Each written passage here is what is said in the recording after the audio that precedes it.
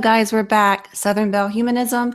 And I have with me today a really cool guest who I'm really excited to interview because he's actually a friend of a friend, Miguel Connor, who was on last time.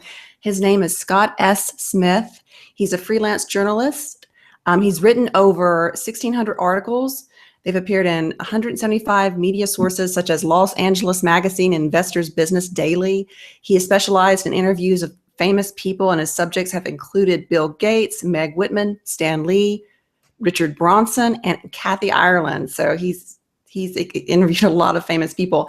He has also used his worldly skills as an analytical journalist to make the case for paranormal in Fate magazine and in several books, notably The Soul of Your Pet, Evidence for the Survival of Animals After Death, which is one that I would like to read, and his latest, God Reconsidered, Searching for the Truth in the Battle Between Atheism and Religion, which has a dedicated website and online discussion forum at, and this is important, this is his website, www.godreconsidered.com, and that's God with a capital G and Reconsidered with a capital R. So I'm going to provide all his links in the description. So, hey, welcome. Hey, glad to be on your show, and I did watch your interview with Miguel, and he's quite the scholar of alternative spirituality, way beyond my pay grade, I must say. I learned a lot from it, and happy to share my thoughts on the philosophical path. Yeah, and you've had quite an interesting life, and you spent your journalism career covering business. And now it seems like you're really into the religion aspect of life, the religious and the spiritual. What interested you in all this? Well, let me take a big breath and go back to my childhood, because that's where the roots are of my curiosity and my worldly success, because I grew up Mormon. And most people know about as much as you can see on the stage of the Book of Mormon musical, but actually Mormonism is a really fascinating, brilliantly philosophical path that is widely misunderstood. A good friend of mine, Mark Koltko Rivera, wrote a recent book called The Rise of the Mormons, which he makes a case that it will be the next world religion over the next 100 years. And there are a lot of reasons for that, having to do with Mormon culture and beliefs. But Harold Bloom wrote a couple of books actually. One of them was The American Religion, in which he identifies Mormonism as a kind of American Gnosticism. And there are a number of very distinctive beliefs which tie in to the path that I took and kind of shaped my worldview. Among them are the idea that human beings can become literal gods, that there is eternal progression, that when you die, that doesn't stop your learning process. There's no hell in Mormonism. There are different levels of enlightenment, essentially. And people are not forced to obey commandments. If they want to stay at a lower rung, that's where they're comfortable, that's okay. So they take an enlightened approach to other religions. The early prophets encouraged Mormons to study other religions. They said, you know, for cultural reasons, people in other countries and in other faiths can know things that may not be clear to us. So that was my background. And the other thing that's distinctive about Mormonism is it has a great deal of supernatural contact. Mm-hmm. And they don't see that, the visitation of relatives, the visiting of angels. Harold Bloom once said that Joseph Smith, the founder, was one of the few people in history who could make other people see his visions. So there are stories of the dedication of the Kirtland Temple, for example, where 4,000 people witnessed angels, very similar to kind of the Virgin Mary visions that Catholics have had at Fatima and so forth. So I grew up in this culture that on the one hand was very practical. And so people like Mitt Romney, you know, can achieve business success and they're widely admired. And on the other hand, the paranormal world is just taken for granted. And then there's also this kind of Gnostic aspect of personal illumination, that you can have direct revelation from God. So that laid the groundwork for me. Now, my first spiritual crisis was at 17 when, for the first time, I discovered animal cruelty. And I had never heard this addressed in the church. So I went through about a week-long crisis that became the template for my spiritual path, because later on I would find that answers would come to me. I would meet people in very serendipitous ways that would bring me the knowledge I needed for my next step. And what that crisis moment, what that dark night of the soul led to, was that I went on a mission for the church for 2 years to Germany, and I became a real defender of the faith. And I founded in 1973 a national newspaper called Vegetarian World. And in 78, I sold it to Vegetarian Times. I stayed there for 6 years as an associate editor. So I became involved with the animal rights movement. And it so happened, as I came to realize, that Mormonism is one of the few Christian faiths, one of the few faiths in the world that has a very strong animal rights element to it, which led me to write my first book on animals called Animals in the Gospel, which was geared to Mormons, most of whom really have not known about or understood Mormon philosophy on animal rights. Then my next book came out, that was the one you mentioned, which is The Soul of Your Pet, which is right now it's about to go through its 4th printing. You can get it right now on my website, God Reconsidered, through Amazon resellers. And then my new book, God Reconsidered, I do discuss animals and religion in there. So all this laid the groundwork for the next big spiritual crisis that led to writing this book, which was, I studied the UFO phenomenon. And even though Mormonism is very accepting of the idea of extraterrestrials, as I started studying the abduction phenomenon, I really became kind of spooked, because this meant that God was allowing these entities, whether they're ETs or paranormal spirits, whatever the reason was, kind of messing with us. And I started having a real crisis about what the ultimate truth would be. Why does God allow suffering in the world, and that sort of thing?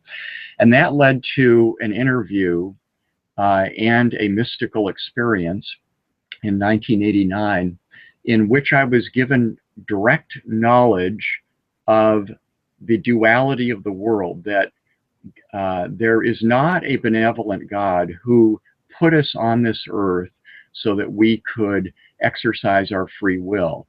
And this was the great lie at the bottom of all religions. So I decided to consult with the greatest parapsychologist of all time, in my opinion, a guy named Scott Rogo, R-O-G-O. And he wrote about 30 books that took a very hard-headed approach to the supernatural and the big questions. And it was really the only full-length interview he did.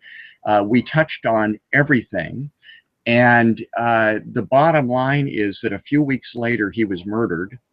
And this became my first piece for Fate magazine, which was his final interview.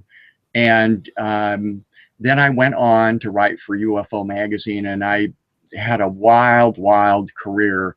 I traveled to other countries to talk with spiritual leaders, from Cuba's Santeria cults to Saudi Arabia and Riyadh. I went to India, to Sarnath, where the Buddha preached his first sermon, trying to find what the bigger truth might be. And that ultimately led to writing some books and interviewing and having experiences with people like Uri Geller and James Van Praagh. And so ultimately, most of that was in the 90s. And then my worldly career as a business writer got kicked off at that point, and I pursued that. But really, I still go back to my childhood, which is the paranormal world and this world are really not that different. You know, as they say in magic, as below, so above. You know, we think that these other worlds must be very alien and different from us. But the Mormons would say, and I would say, that they're actually very closely aligned. Yeah, I can guess I can see where you're coming from on that. And so you've had all those education and these experiences. So you've had your own personal experiences with the supernatural. And tell us a little bit more about that. Or have you met people with psychic powers? Yes, indeed. You know, it's interesting because as I was getting started in this field as a reporter on the paranormal, if you will, I tried to be objective. I studied what the skeptics had to say, like Michael Shermer and James Randi.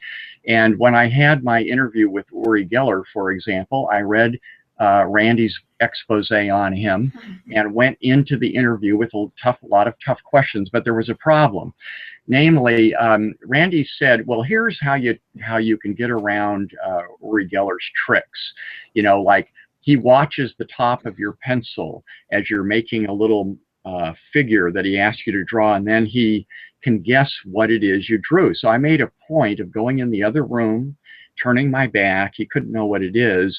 And he came pretty darn close in guessing even the exact size of what I had drawn. And then my wife Sandra and I went to a lecture by him, and Randy said, well, what he does is to bend the key, which is his famous public trick.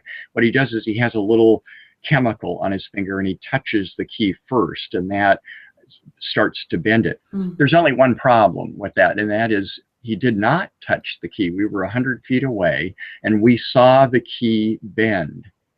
So that made me think, gee, I guess I didn't get the whole story here. So I went and read one of Scott Rogo's book called Psychic Breakthroughs Today, in which he exposes Randy as a liar. And this really helped open up my mind, because what I've learned about the so-called skeptics is that they are not open-minded seekers of truth. They are debunkers of anything that they don't believe in. And I've had a lot of experience with this, and I can say, and this is kind of the beginning of my book, is in the first chapters I give examples where the skeptics are militantly closed-minded as much as any fundamentalist evangelical I've ever met. They're smart, well-educated people who are blind to their prejudices. But to go back to your question about people with supernatural powers, yeah, I had a lot of meetings with remarkable men to steal a title of a well-known book and film. And among the most amazing, though, was actually my wife, because we were platonic friends for about 15 years, and she used to tell me about her very scary encounters with the supernatural, because she had gotten involved with a very famous teacher I knew in ritual magic, and was able to call down spirits and had some really terrifying experiences. So she wasn't trying to impress me. She was just trying to confide with me to kind of how to deal with this. And but yeah, I've had a couple of mystical experiences, but where I think my value comes in is being trained as a reporter to be objective, to investigate, and hence I was asked by UFO magazine to evaluate many of the so-called UFO experiences and try to see, you know, whether they were legitimate or whether they were frauds. But yeah, it's been a wild, interesting career. And so I decided to use this book to boil down everything that I had learned about what I felt was metaphysical reality and what's real and what's not in the paranormal. Wow, that's a huge task. And the title of your book, I guess it's about a debate between atheists and believers in religion, and so you spend a portion focusing on that. But in your opening chapter, you talk about the evidence for ESP. And what does this have to do with whether there's a God or not, ESP? Yeah, I think that probably throws a lot of people who are, you know, looking for substantiation of the traditional logical arguments for God, which I don't think can be taken seriously. If you want to know whether there's a God, and I believe there is a God, you have to have a mystical direct experience, or you have to have faith in the seers of your particular path, the prophets or the avatars or whatever you want to call them, who are able to get into that realm. And you know, again, according to the Mormons, they say anybody can have that personal revelation, but it's not really amenable to logical arguments. So what I do in the first 3 chapters is say, let's agree to disagree whether you can prove that there's a God. And I would agree with the atheists or the humanists or the agnostics, for those who are actually humble enough to admit they don't really know, that you can't prove that. What I do in these first 3 chapters is look at 3 areas that are good tests of whether there is some kind of paranormal dimension. Now, in the case of telepathy or ESP, one could argue that this is maybe just a natural gift or function. In fact, Sigmund Freud, who was famously atheistic, said that he knew telepathy existed because he had so many experiences of mind reading with his patients. But the modern day militant skeptics, as they call themselves, the Skeptic Society and the Committee for Skeptical Inquiry, which are like the 2 main churches for atheism, they confuse disbelief in God, which is a legitimate position to take, with philosophical materialism, which is the denial that there is anything beyond this material world. There can't be, you know, it's funny. I mean, they will eagerly embrace Stephen Hawking's multiverse, you know, a universe where there are infinite dimensions, but they steadfastly deny there could be anything supernatural, a paranormal realm, which is pretty illogical. But the reason they're so militant about this is simply this. And I've dealt with them enough to know that they will not, 99% of them will not read a rational approach to the evidence. And in my opening chapter about ESP, I discuss Dr. Dean Radin's book, The Conscious Universe. And he provides documentation that he was not aware of, that there have been hundreds of double-blind experiments on ESP that have not only proven that it exists, but experimenters have moved beyond that. They're no longer interested in proving that it exists. They want to know how to apply it. And he ended up going on to Silicon Valley to develop ways to apply this. So in Scott Rogo's, some of his books, he talks a little bit about this evidence. I mentioned the Uri Geller tests, for example, of ESP. But the hysterical reaction to Radin's book by the atheists and the skeptics, I discuss in my book what happened when it came out. And there's also a great little book most people don't know about by Michael Crichton. My wife knew him well, and he has this little book called Travels, and it's about how he traveled the world. And while he was in the process of physically traveling, he changed his mental beliefs because he had been trained as a physician at Harvard, you know, a very materialist viewpoint, and then he kept running into stuff that didn't fit that. When he came back, the Skeptic Society in Pasadena invited him to talk about his travels. And he said, sure. But then they got wind that he was going to address things that they didn't like, that he was going to talk about some things that are heresies to the militant atheists. So they disinvited him, and he put the address that he had planned to give in the back of Travels as an appendix. And it's fun to read because it's his experience with the hardline skeptics. You know, what you're saying sounds very familiar to me as someone who has embraced that term atheist, just because I just think of it like as a skeleton. It just means without or lacking a religion or God or anything. There's this whole and I'll just call them denomination, because they really are, of militant, what you're saying, militant atheists, which are new atheists, that they really are very, very verbally abusive to anyone, anyone that comes on their radar. that has any experience that they're like, hey, look at this. Let's be skeptical about this, but let's see if we can find out the cause, and let's look at the entire what it could be, the entire potential of what it could be. So I know exactly what you're saying, and I empathize that you've come on their radar and your friends as well. But Yes, absolutely. That's just a bad thing that they target people like you, and I condemn that, by the way, everybody. But your second chapter is on UFOs. And I've always have been interested in aliens and stuff, a Star Trek fan. What can you say about this phenomenon that might persuade skeptics? And are you saying that gods are just aliens? Well, I'm a little ambiguous in the book on purpose, because the case I make in chapter 2 about UFOs is that we ought to be studying them. That if we are open-minded, we should be putting more effort into determining whether something unusual is really happening or not. And again, the skeptics don't want any more discussion. So what I do is I take 3 examples of very, very well documented UFO encounters by masses of people, or observational experts like pilots with multiple witnesses and so forth. And what I show is, if you go to the books that the skeptics have written, the skeptics have what I call their own bishops, people who tell them that things like UFOs and ESP don't exist. Take our word for it. We've looked into it. And that's what they do.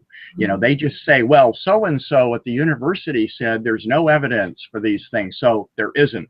And they won't look at the actual evidence. And what I show is, in these books by the skeptics, that they leave out inconvenient facts. They lie and distort what actually happened in order to fit their little propaganda point of view. And ironically enough, most of these guys are not specialists in areas related to something like determining whether UFOs are real. In fact, J. Allen Hynek was the spokesman, the chief investigator for Project Blue Book, which was the Air Force's debunking effort, where they were supposed to find out, you know, why people were reporting these things and give a natural explanation. And he ended up realizing that there was no explanation from a standard materialist standpoint for these things. And he jumped ship and founded the Center for UFO Studies in Chicago. So to the second question is that I honestly think that the aliens are probably a mixture of ETs and a paranormal phenomenon. I don't believe that they are the gods who put us here and stuff, because if you study evolution, any species that could come across the universe and switch dimensions easily and this sort of thing would be far more intelligent and knowledgeable. They could have guided evolution. I mean, there would be no reason to have hundreds of millions of years of the dinosaurs, for example. There's no evidence that of intelligent design.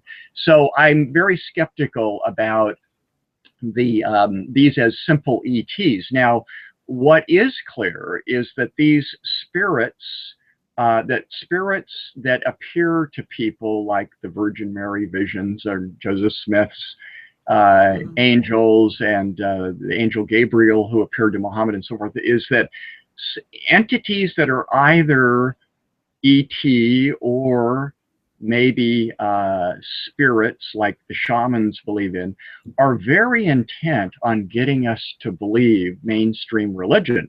I mean, they intervene occasionally, not enough to be pinned down, but they definitely intervene to get people to believe in what I would call the patriarchal religions. So there's an agenda behind that, clearly. But the UFO thing that I'm interested in the book is to say, whatever this is, it is going on. It needs investigation. Yeah, and I agree. I don't understand why, if someone's truly skeptical, they wouldn't want to investigate. That makes sense to me. And also moving on to chapter 3, you're talking about the afterlife. It deals with the afterlife. And I've always kind of felt that energy continues. Our biological shell, it dies and something else goes on. And that's just my feelings. But what can you say, if this can be proven, wouldn't we all agree that our souls survive death, that there's something, I don't know, maybe some people are uncomfortable with the word soul, but isn't there something else that goes on? Couldn't we agree on that? Yeah, I take a very conservative approach, which is to say that we survive death. Something survives death. Let's call it the soul for the sake of discussion. And I've read very carefully the skeptics' arguments against this thing. For example, in my 3rd chapter, I look at near-death experiences, and what they try to say, the deniers and the debunkers say, is, oh, you know, the reason they know all this stuff that happened while they were supposedly dead is it doesn't, being dead, you can still hear, and the brain records things, you know, that are happening, like the surgeons talking with each other or something like that. But that breaks down when you look at it very closely. I drew on Michael Schmicker's best evidence, which is something that I found very valuable in discussing the biochemistry of death, whether you're talking about what are called the deathbed visions people see as they're dying, and near-death experiences. And the simple fact is that the simplistic explanations that people are hallucinating, for example, due to drugs or the biochemistry of death, actually doesn't apply. There was a study by Lancet, the British medical journal, looking at, you know, the interaction of drugs, the effect of oxygen, et cetera, et cetera. And it's the reverse. The people who have the deathbed visions, for example, often aren't being given the drugs that might cause hallucinations.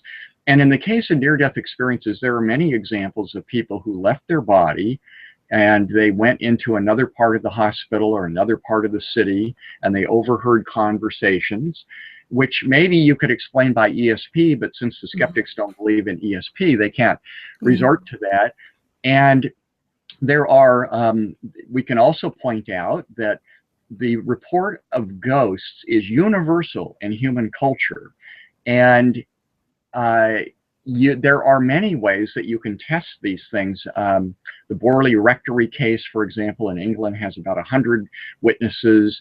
My book, The Soul of Your Pet, which I allude to in my new book, God Reconsidered, looks at about 125 cases that are very credible of people who encountered ghost animals.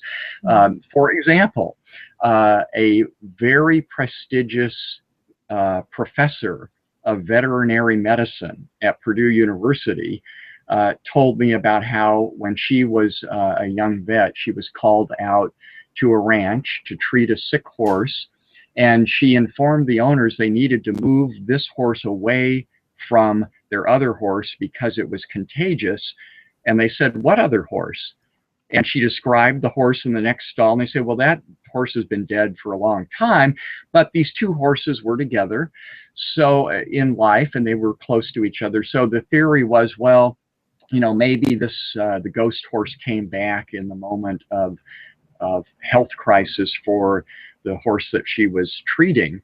And she had no idea that they even had another horse till she got there. And she's not a person who has, you know, regular supernatural experiences. There are cases of animals reacting, living pets reacting to ghost animals. So there are all kinds of evidence that you can use to show that the simplistic explanation that nothing has been shown that animals or humans can survive death, that it just really isn't a good explanation.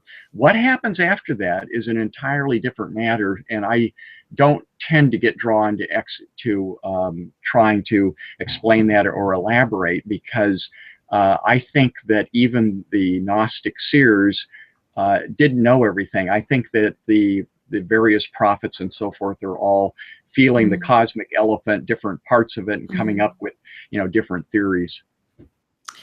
And the second part of your book, you raise questions about basically the basic premise of most religions, that God is good and he or she put us here to do the right thing.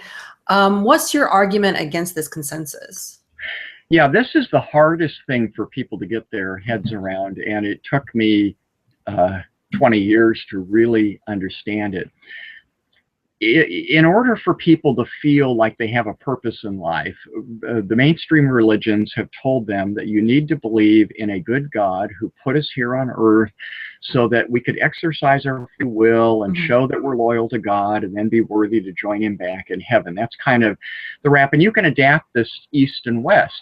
You know, you're supposed to do good in this life, and if you don't do good, then you're going to have to pay your bad karma by being reincarnated, which is repeating, you know, the pluses and minuses of mortality and all that kind of stuff. But all this standard notion overlooks a couple of very inconvenient truths. You could not possibly have created a world that would be worse than this one for testing somebody's free will and fulfillment of karma and so forth. But this is not obvious for a number of reasons. First of all, Americans know virtually nothing about their own history, let alone world history. How about the fact that human beings didn't even come up with art, which would be a sign that they could communicate with each other, let alone, you know, becoming literate and having scriptures and so forth? That this wasn't until 75,000 years ago in South Africa, you know, and it was sometime after that we went into Europe, you know, about 40,000 years ago or so, and the cave painting started. And and then agriculture was not devised till 10,000 years ago. The infant mortality rate was about 50% until around 200 years ago. We did not know about germs until the late 19th century. And how about a benevolent God who doesn't mind that 40% of Europe gets killed by the Black Death? I guess they all were bad at the same time and he had to wipe them out, kind of like the biblical flood. Or did they all have the same karma and need to be eliminated in the same way? It seems to me that if this good God didn't tell us about germs, that would explain why nothing was known about anesthesia until the late 19th century. After all, God wouldn't want us to have our suffering alleviated in any way. The notion that God wanted most people to go through disproportionate suffering to the lessons that are being taught, like, let's say you're going down the road and you drop your coffee cup on the floor of your car and you reach down to get it and you accidentally have a head-on collision with the next person, but it doesn't kill you or the other driver. You both live in agony, crippled for life after that. Now, the lessons that might come out of that are completely disproportionate to this unnecessary suffering. And how about, you know, very, very young children who are innocent and suffer unfairly? But it gets even worse than that. If you think about accidents, you know, the tsunami, earthquakes, what does this have to do with God's will? You can't say that the thousands and millions of people dying from diseases and accidents and war and everything else, that all these people were bad, or maybe they were good and they all had to be removed at the same time. The bottom line is that once you start looking at accidents, then it creates a big fat problem, which is if somebody has a destiny, let's say they're either supposed to work out a piece of karma. They were a drunk driver in their prior life, and so now they're supposed to be killed by a drunk driver. That means you have to freeze the entire universe to preserve this person so he doesn't die of tuberculosis or child beating until he gets to the age when he can drive. And then you've got to control the other person who's the drunk driver to make sure that he runs into him. it really doesn't work. And finally, the final nail is we have a very limited amount of free will. We have some, but it's not a lot.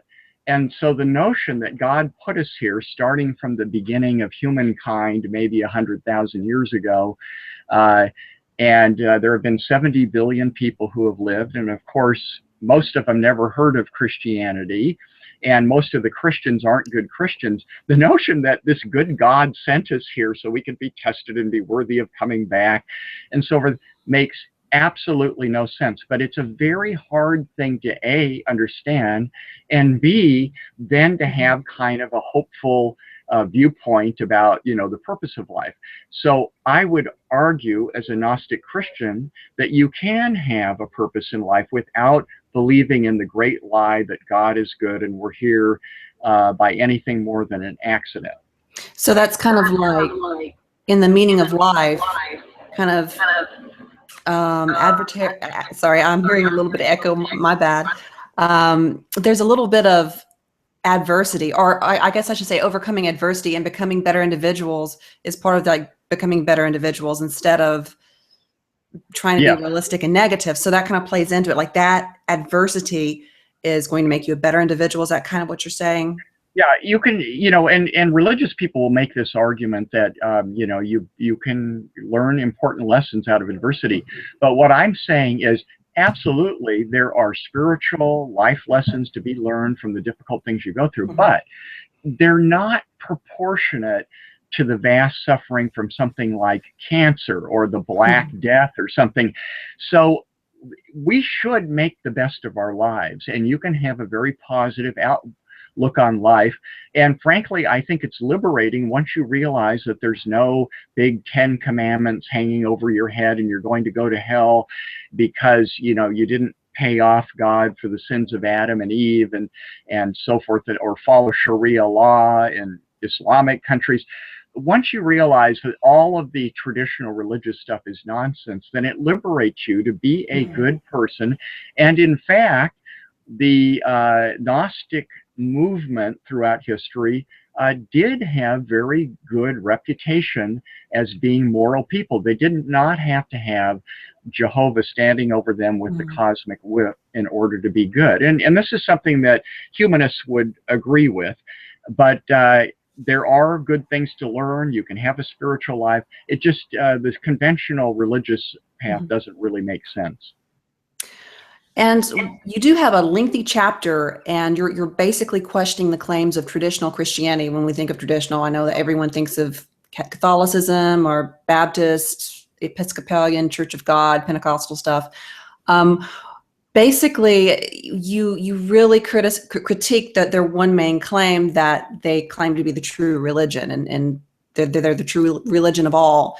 And how do you go about explaining the miracles that people claim to have, such as visions of the saints and Mary and all that jazz? And how do you debunk that whole claim? I would say it's a fallacious claim about they're the one true religion. Yeah, well, let's work at this a little backwards. Scott Rogo has a great book called Miracles, where he explores the reality of the Virgin Mary visions. And ironically enough, among the 40,000 who saw the Virgin Mary at Fatima, for example, were many atheists. So these supernatural things do occur. But if we're going to use that argument, then Muhammad, who was illiterate and produced the very beautiful, in Arabic, very poetic Quran, must have seen the angel Gabriel. And Joseph.Smith, who gave us the Book of Mormon, must have seen the angel Moroni. So there are supernatural intervention, shall we say, or miracles that seem to support certain religions, but they conflict. That's the problem. I've talked to Hindus who will say, the god Krishna appeared to them. Now, going back to the question of Christianity, here's the problem with it. Bart Ehrman wrote a great book called Jesus Interrupted, and I recapitulate some of his points in it. Those of us who were brought up in traditional Christianity to believe in the four Gospels think that they're harmonious. And Bart Ehrman shows that, in fact, they are wildly contradictory, even on the basic issues about the crucifixion and the resurrection. And if the New Testament cannot get the basic narrative even aligned, then it calls into question the doctrines that are not in the Bible that people insist are part of Christianity, which is the Trinity, for example, which evolved hundreds of years after Christ as a Catholic doctrine, or the notion that, or in fact, how about the crazy idea that Jesus had to be nailed to the cross so that God could forgive us for our sins? The whole atonement thing, while it's psychologically appealing and may help people receive forgiveness, doesn't make any sense, and certainly not if everybody who died before Christ or never heard of him is going to go to hell. So the New Testament is only marginally better than the Old Testament as a source of truth. But most Christians don't see this. I mean, I went out as a missionary, and I thought that the Bible was pretty harmonious until I read Ehrman's work. So we have to kind of give up, I think, on Christianity and Judaism.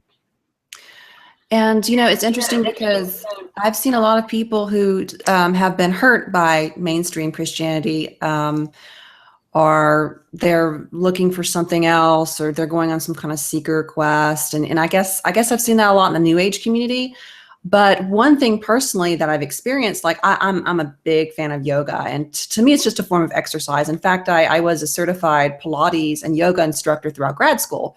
So I got involved in the local gyms around here and around my area, Birmingham, and yoga studios. I noticed there was a difference between the gyms and the yoga studios. It seemed like yoga attracted a lot of yogis and yoginis who are really interested in replacing that, what you were calling traditional Christianity or mainstream Christianity, with something else, something that was popular and trendy and made them feel like they were a good person.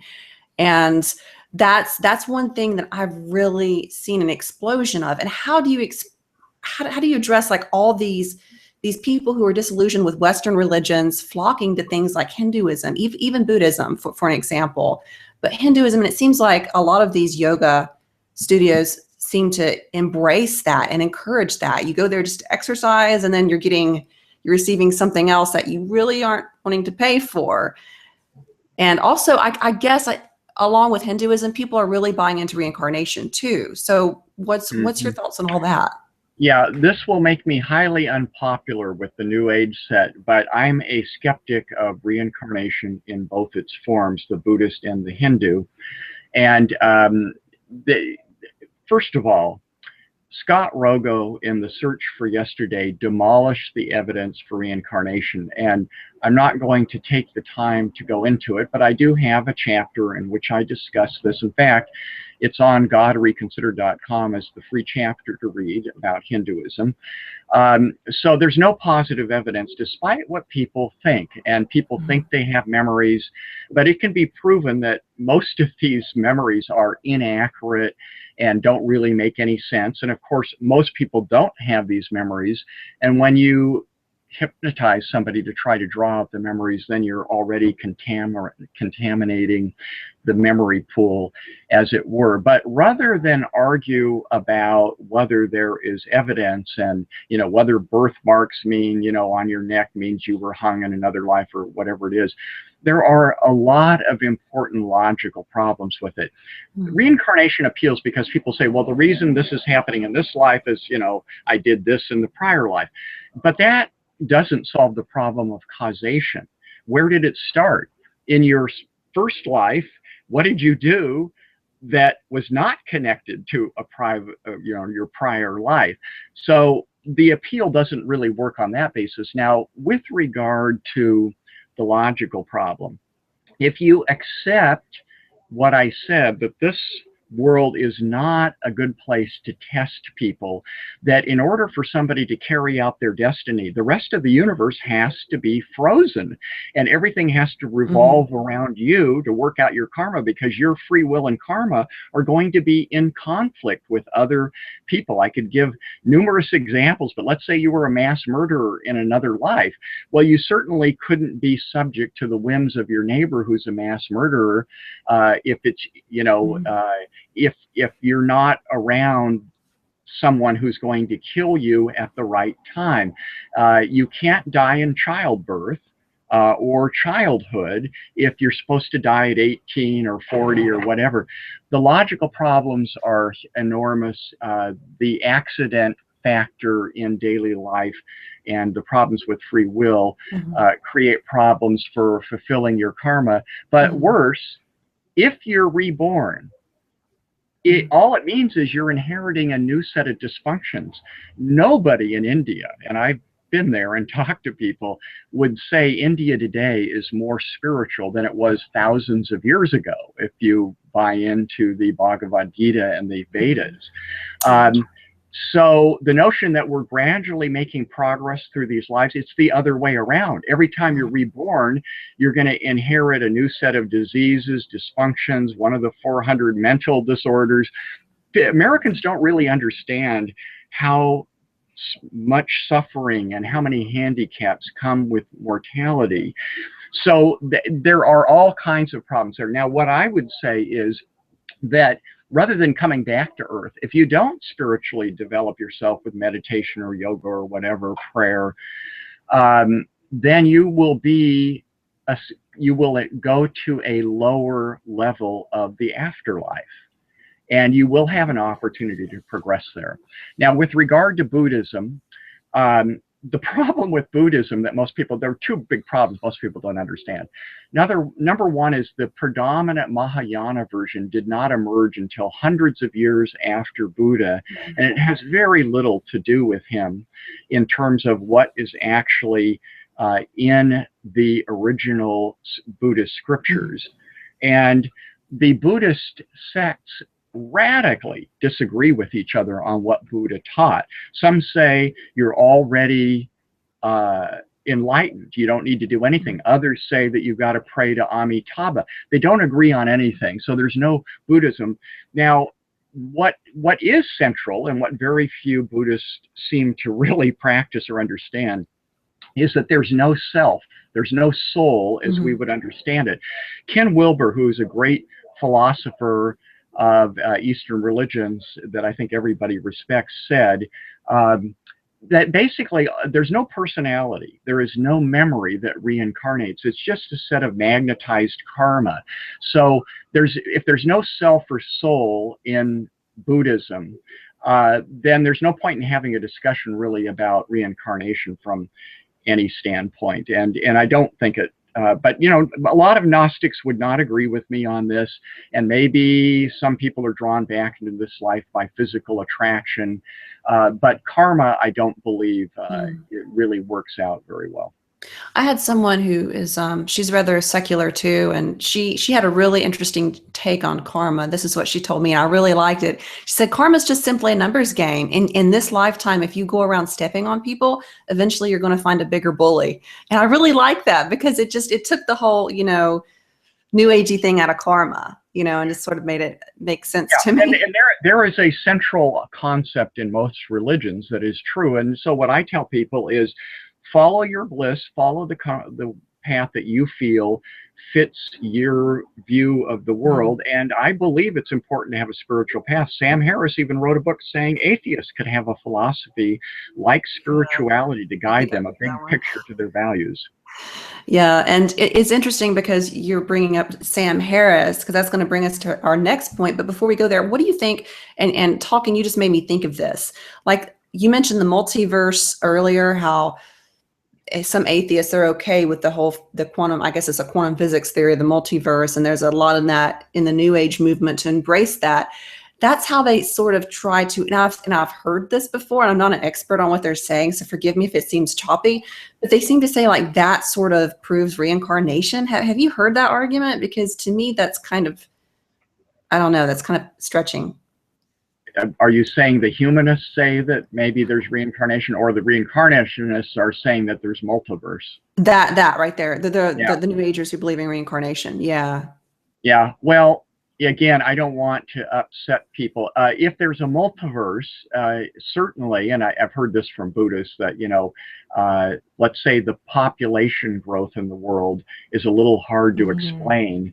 We've got 10% of the entire 70 billion now who have ever been born. So how do you explain that in terms of, where did all these souls come from? So some will say, I don't believe it really solves anything, but in terms of at least pushing back the problem, if you can reincarnate in other dimensions and so forth, that would explain some things. How much time do we have left? Because I don't want to leave you hanging here. Oh, as much as you want to take. It's okay. Yeah.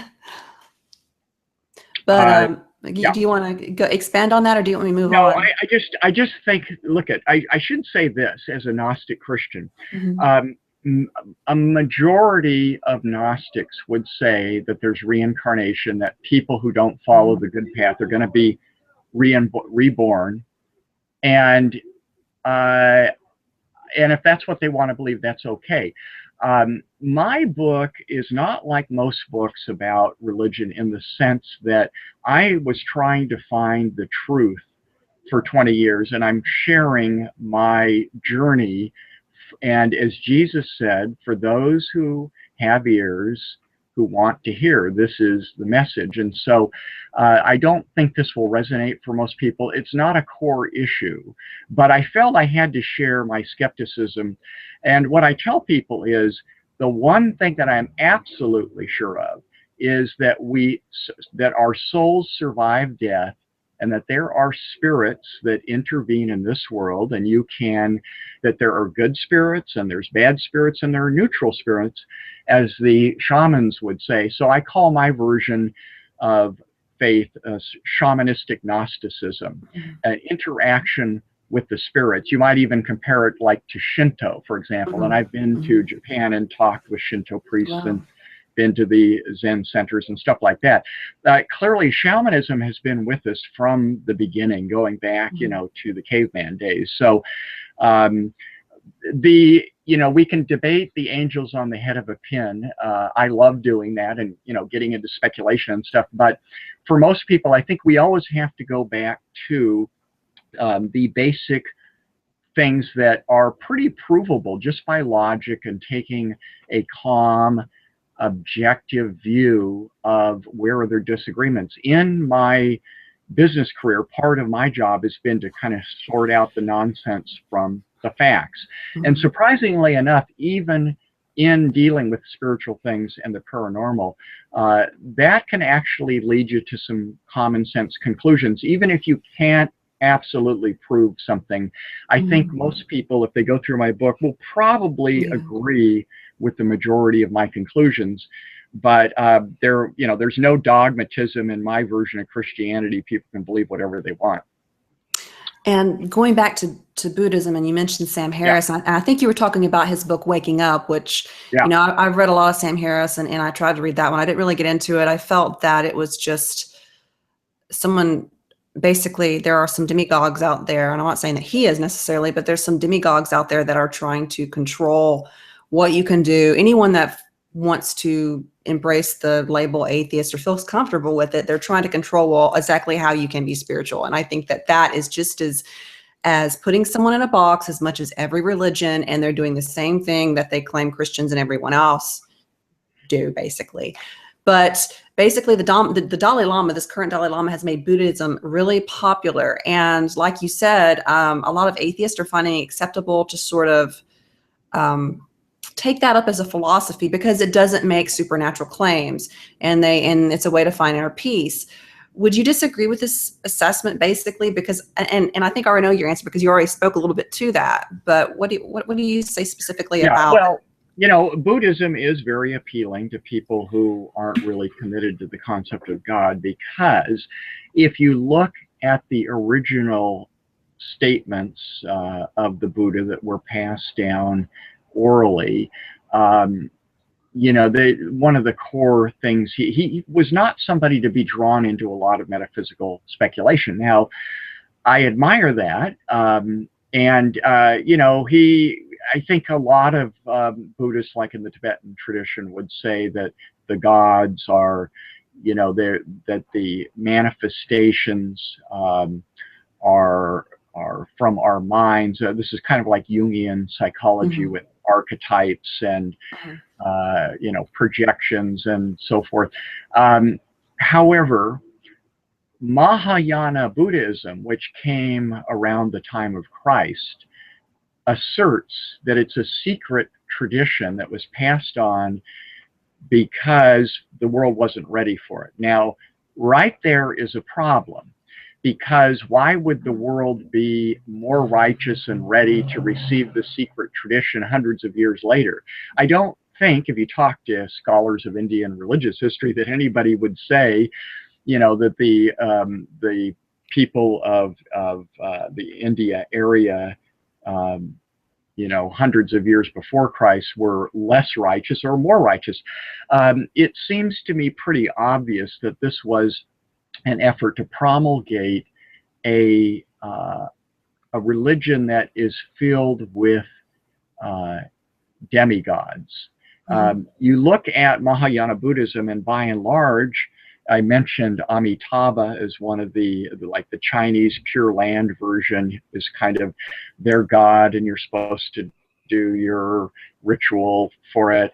And, so in kind of daily life, the average Buddhist acts as if there are gods. So the more kind of philosophical elite may not believe that, that really means anything. But I have two problems with Buddhism, basically, no matter what version you adhere to. One is, I disagree with the concept that there is no self. This was Buddha trying to be conservative, and he made the point that, we change, so you can't say there's this unchanging soul. Well, that's the wrong definition. Nobody says we don't change. I mean, I can recall my early years as a child, and I'm the same being with those memories, but I've gone through changes. I think that the human body goes through complete change of its cells every 7 years. Are we going to say that we don't have the same body? Well, in one sense, yes, but we're still that person. And so I don't, and furthermore, there's a lot of evidence for the survival of the soul, which we talked about earlier, and that's in my chapter 3 of God Reconsidered.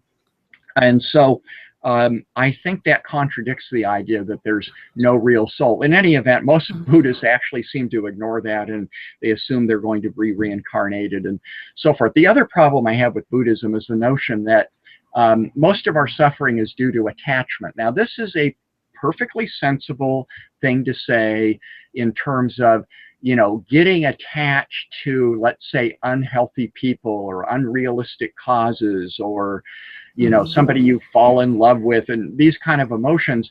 It's true that attachment like that can cause you a lot of pain, but it's not the biggest factor. Physical suffering, earthquakes, diseases, tsunamis, etc., cancer is a bigger issue, and Buddhism might say, well, you don't have to be attached to the pain. Great, thanks for the advice. I wouldn't have thought of it otherwise. I'd rather just have a little more morphine. I don't really think that Buddhism is providing a really brilliantly original insight into spirituality by saying not to be attached. I mean, Christ said you can be in but not of the world. Follow a path, but stay a little distant from getting trapped by its craziness and addictions and obsessions. And so I think that the contribution of Buddhism here is exaggerated. And so while I think that Buddhism as a path of kind of inner peace is commendable, you could say the same thing about most religions. So I'm not overly attracted to it. I agree. Yeah, I'm not out either.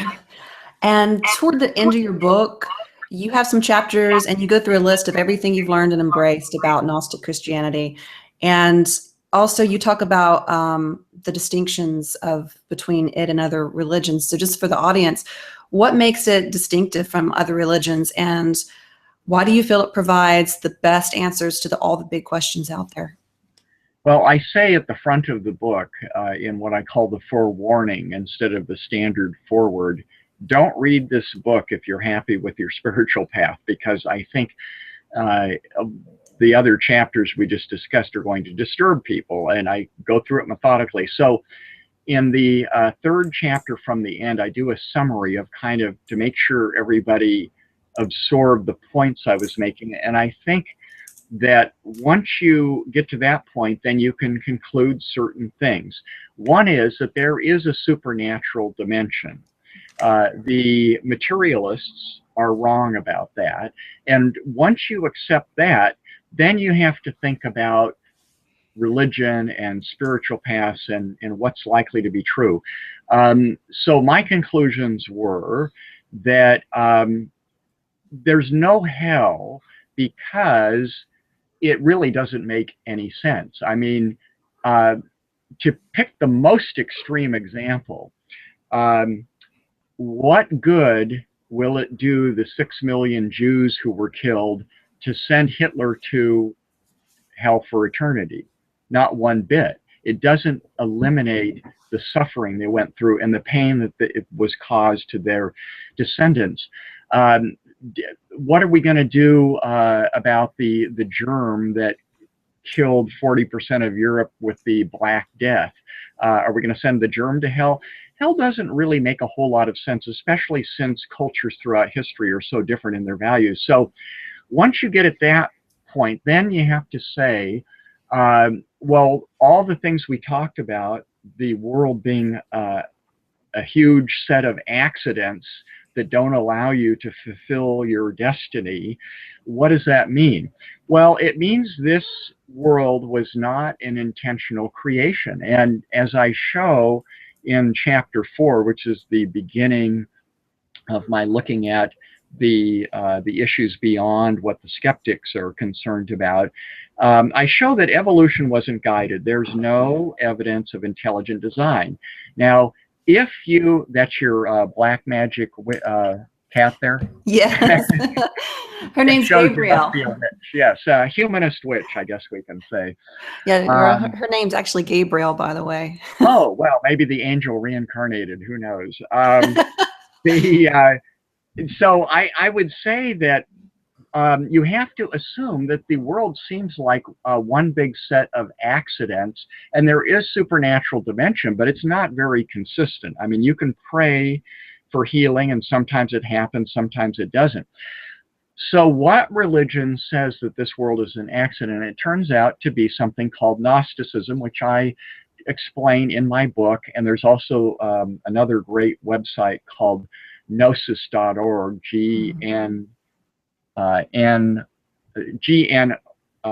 GNOSIS.org, and also Miguel Connor's The God Above God.com is a great podcast.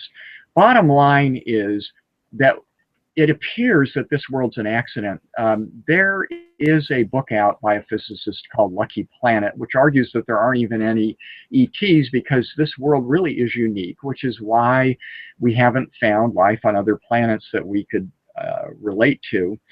But regardless of that issue, once you kind of accept that idea, then you have to ask yourself, well, there are spirits. Yes, the shamans throughout every culture and throughout history have shown that there are antagonistic spirits, friendly spirits, and neutral spirits. So the question is this: why would a spirit be evil or hostile to human beings? And what Gnostics say is, look at the person who organized this kind of accidental world out of a cosmic accident, according to Gnostic mythology, is a bent spirit they call the demiurge. And so he is basically very sadistic. And you could say, well, that doesn't make any sense. Why would a spirit be evil or sadistic? Well, as below, so above. We had our Hitlers, Stalins, and Mao Zedongs who killed together probably about 100 million people. And why do we think that spirits would be any different? We know there are evil spirits from the tales of all religions. And this would somewhat explain the abduction phenomenon with UFOs. David Jacobs has written a whole series of books saying, hey guys, whatever these entities are, they are not the great spirit guides coming here to help us through climate change and all the new age kind of thing. So if you accept the idea that there are malevolent spirits messing with us and that they are promoting these patriarchal religions, this is the viewpoint of Gnosticism. It's a dualistic religion, but it also says that there are good powers, and that explains the balance. I mean, at this point in the world, there are many things that are going well. We don't have World War II. We don't have bubonic plague like it was a millennium ago. There are things that are going well in the world, relatively speaking. And so the world is not overrun with terrible things. Life is not all about suffering. You can have joy and ecstasy in this world and a happy, fulfilled life and even inner peace. On the other hand, this is certainly not the world of a good, benevolent God. So there is some kind of balance of power between good and evil, and that's a description of the dualistic philosophy of Gnosticism. And it basically emerged in early Christianity. It almost became the dominant form of Christianity, but it got wiped out by the Catholic Church and Islam, essentially. So that's why you don't hear about it much. And I guess that brings me to a larger question. Why did this form of Christianity disappear, Gnosticism? I guess it was in competition, but for everyone listening. Yeah. You know, the Catholic Church by the year 300 began to become dominant, and it saw the other forms of Christianity as evil heretics that they had to be wiped out, and Constantine began that process as it became the state religion. And so Gnosticism was right there in the beginning. I mean, Marcion was a Gnostic teacher who actually compiled the first New Testament. And he was one of the early guys who said, hey, Jesus has nothing in common with that guy in the Old Testament who seems to be so bad named Jehovah. He is the demiurge. The God of the Old Testament is the Gnostic demiurge, the evil guy who thinks he is the God of this world. He doesn't know about other dimensions. And so early in Christianity, there was a rivalry. Valentinus, another Gnostic teacher, was almost made the Bishop of Rome, and his form of Christianity was very popular. Marcion's churches, he was forced to leave the Catholic Church, and Marcion's form of Christianity spread all over the place. And there were others for hundreds of years. The Manichaeans, which was Manichaeism is a dualistic philosophy out of Persia that highly honored Jesus as well as Buddha and some others. Mani was the prophet. And that actually continued in China. It was a state religion in the Uyghur part of China until around 800, and it survived until the 1600s in South China. So it didn't get totally exterminated, and there was a major Gnostic movement called Catharism in southern France and northern Italy and Spain, which was wiped out around the 1300s. And but even today, there are Gnostic churches in North America and Europe. The thing I mentioned, gnosis.org, is a place for people to find out about the one in Los Angeles that I attend. And there are some other churches around the country, and I think a couple in Europe. And you can also search, you know, Gnosticism or Gnostic churches online, and you'll see a number of them come up. So it hasn't been totally suppressed, but the Inquisition actually was developed to suppress the Cathars. So it wasn't really about looking for witches, it was looking for heretical Christians. And the Cathars suffered, according to Time magazine, about 1 million people were killed in the only crusade against Christians, fellow Christians, that was conducted by the Catholic Church. And that's something we don't really hear a lot about. The Cathars are sort of a forgotten piece of history. And it seemed like during the whole witch burnings, there was a multitude of movements and reasons. Like you had the Spanish, and then you had what happened, you know, up in Northern Europe and Germany and above. And everything that didn't fit into, again, like you said, Catholicism, whatever won out in Rome, sort of came under the label of heretic, and they were hunted. And I think that maybe we can make the argument that is still with us, and we just don't see it in Christianity, but we even see it in any sort of faction that's really militant, like you mentioned, New Atheism. That's a recent new little spin off of just atheism, and that whole militant mentality that makes people, I guess, suppress, hunt out, bully, target, whatever the case may be, whatever adjective or verb we want to use. What is that in humanity that it's almost like this weird, there can only be one true path? Or is it a competition thing that makes people be militant and makes people hunt other people out? Yeah, oddly enough, like in Buddhism, for example, I used to chant Nam Myoho Renge Kyo, and that faction, Nichiren Shoshu Buddhism, believes that the other forms of Buddhism are heretics and evil. So it isn't just the Christian thing, you know, and you'll find militants in like Advaita Vedanta Hinduism, Shankara, you know, they look with disdain on everybody else.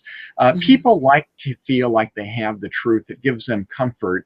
And the militant atheists are human beings, and they think that they're simply opposing superstition militantly. And it's a good thing to stamp out superstition, but that's absolutely no different than the Catholic Church saying you're a heretic, you have the wrong beliefs.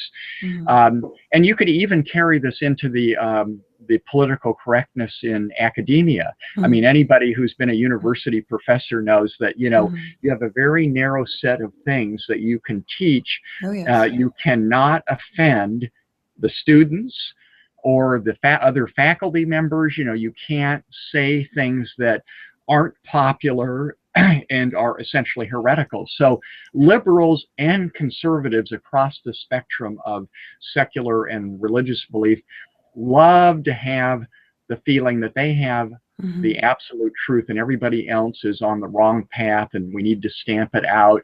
And, you know, as you see that playing out in our political process with absolutism, you know. So for those who are searching for something different, I can just say that generally the mystical tradition is the better path to go, because it allows you to have a relationship with these benevolent entities in another dimension, whether you're doing meditation or yoga or the Christian sacrament or prayer, and you can build up inner peace and a better life and the feeling that you're on the right path for you without making everybody else wrong. Now, some people will feel that I crossed the line in my book, because what I'm trying to do is sort out the nonsense and at least you know, get through some of what I regard as the superstition. But I do say that any spiritual path, even an atheist philosophical one that Sam Harris tries to preach, is a good thing. Everybody should have a big picture philosophy to guide their values about doing good and all that, and I can celebrate that. But if people are interested in kind of getting, if they're not happy with the orthodoxies of humanism and religion, then Gnosticism offers a middle path that I think makes a lot more sense.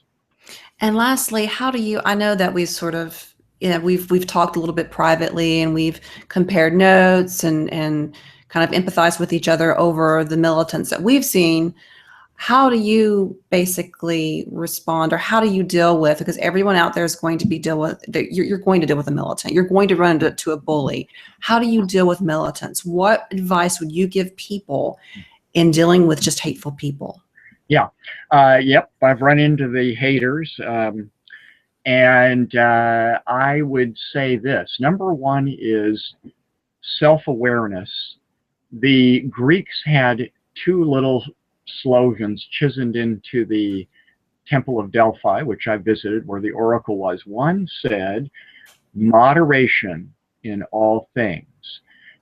Don't go to extremes. The Sophists and the Stoics and Socrates and others, taught a life kind of trying to go down the middle and not getting carried away with obsessions. And the other thing they said was know thyself. And whether you go through psychotherapy, I went through 8 years of Jungian dream analysis, for example, which I found quite helpful. Tony Robbins seminars, the Landmark Forum. There are a lot of ways that you can go through personal transformation. I went to Esalen Institute and worked with George Leonard and Michael Murphy. Murphy was a founder. George Leonard, the late George Leonard, was a great spiritual teacher. There are many things out there where you can become aware who you are, and I recommend that people read Harville Hendricks' Getting the Love You Want, because it shows that most of our beliefs and behaviors come out of childhood. We get brainwashed very early, and if you want to learn to transcend it, then you need to understand how much your subconscious is controlling your conscious mind, and he has a program that people can follow. So Harville Hendricks' Getting the Love You Want is a good way to start becoming aware of yourself. And there are a lot of great books out there, and progress can be made. And I have a very happy, fulfilled life now, and I'd like to share that concept with others.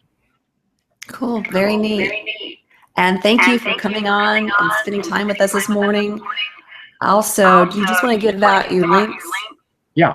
So godreconsidered.com is my spiritual website. There's a Facebook forum. If anybody posts questions there, I will answer them pretty speedily.